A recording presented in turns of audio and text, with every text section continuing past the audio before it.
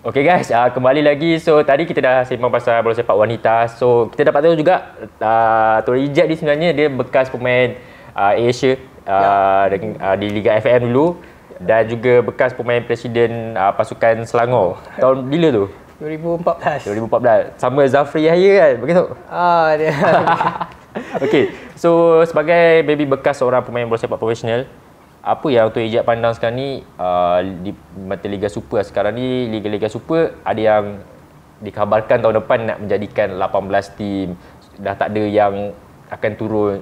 Adakah itu akan menjadi lebih kompetitif ataupun apa yang perlu FM ataupun MFL buat untuk bagi Liga Super ni lebih kompetitif dan menarik?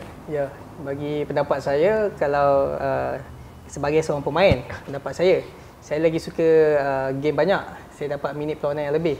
Tapi untuk liga tersebut, kena lihat balik jadual setahun. Sebab kita pun ada jadual perlawanan antarabangsa. Betul. Takut akan ada break. So kita ada Piala Malaysia, kita ada Piala FA. Jadi bagi pendapat saya, itu kena diteliti. Tapi bagus untuk players. Sebabnya pertama bagi saya, kalau liga tu 12 bulan, gaji pun akan dapat 12 bulan sebagai seorang pemain.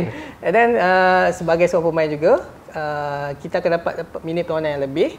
Dan kalau 25 pemain yang ada dalam pasukan tu boleh rotate, dan bagi saya pemain-pemain tu seimbang untuk dapatkan orang kata touches dia lah dalam setiap game lah.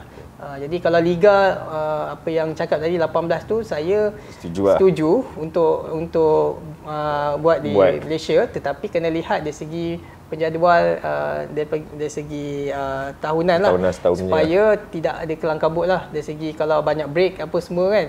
Jadi bagi saya dia ibarat macam EPL gak lah kan. Dia ada tapi 38 lah. Kalau ada 18 mungkin 36 ya. 36 perlawanan. Jadi 36 perlawanan tumpukan kepada liga, bagi saya baguslah untuk pemain. Saya tak tahu bagus untuk pengurusan ataupun tidak, tapi kalau sebagai seorang pemain, saya nak bermain banyak kali dan saya nak kiranya kalau 12 bulan tu bila saya bermain tu yalah, kadang-kadang ada yang gaji sampai November. So bila sampai Disember, so gaji sampai Disember lah. Sebagai seorang pemain. So kita fikirlah tahun depan punya liga pula. Tapi apa yang saya cakap tadi, penjadualan dari segi liga tu amat penting lah untuk memastikan tidak ada kelang kabut pasukan ni bermain. Sebab kita stadium di Malaysia pun kita kena lihat juga, bila pasukan dah banyak, adakah ada padang-padang yang mungkin tak sesuai dari segi penonton datang ataupun tidak. Tetapi bila jadual dah banyak,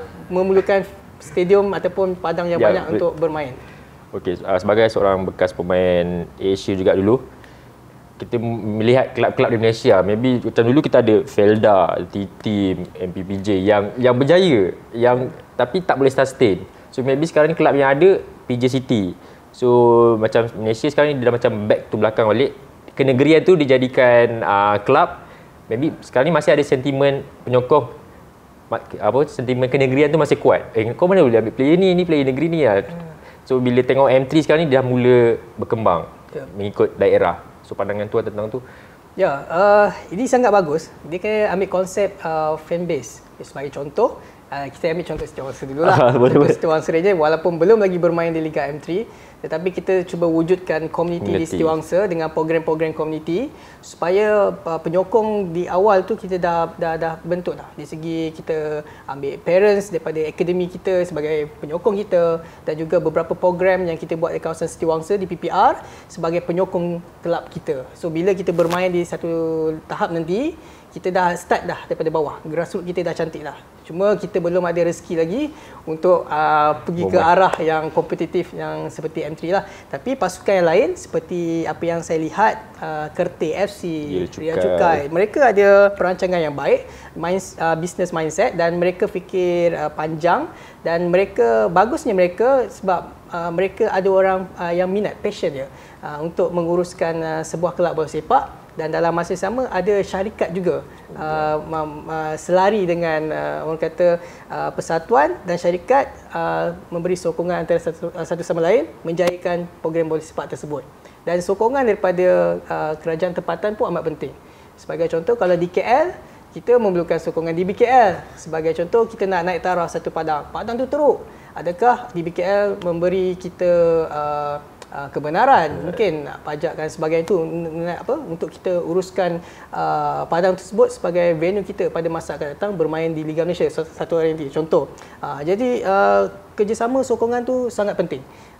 Mana-mana sekalipun kita pergi. Jadi saya rasa Liga M3 ni satu, orang kata, platform kepada pasukan komuniti. Bila dia naik ke satu liga perdana, contoh satu hari nanti, mereka dah ada fund dan penyokong mereka dah dibentuk di Liga M3 ini. So bagi saya ucapkan selamat maju jaya jugalah untuk pasukan Liga M3 ini, sebab bagi saya mereka mempunyai impian, mereka mempunyai hala tuju yang jauh. Cumanya di Liga M3 ni saya tahu kena banyak bersabar untuk kita naik satu level lagi. Dari segi kewangan pun sangat penting. Macam kalau orang tanya saya kenapa tak masuk M3, masuk M3, tapi kena ingat kalau kita kena lihat kekuatan diri kita sendiri dan kelab. Kalau kita rasa belum lagi masanya, jangan paksa dan kita buat apa yang sedia ada dulu. Betul, sebab satu Liga M3 ni kebanyakan pasukan daerah ni dia memberi maybe peluang bakat-bakat baru ataupun bakat-bakat maybe diorang tak terpilih untuk mewakili, so diorang memula daripada sini lah. M3 banyak membuka ruang pada bakat-bakat baru dan yang tak untuk berkembangkan lagi bakat diorang. Thank you so much Tuan untuk kali ni. So guys, kita jumpa lagi next time di masa akan datang. Ciao. Dan jangan lupa follow semua social media kami, paling penting.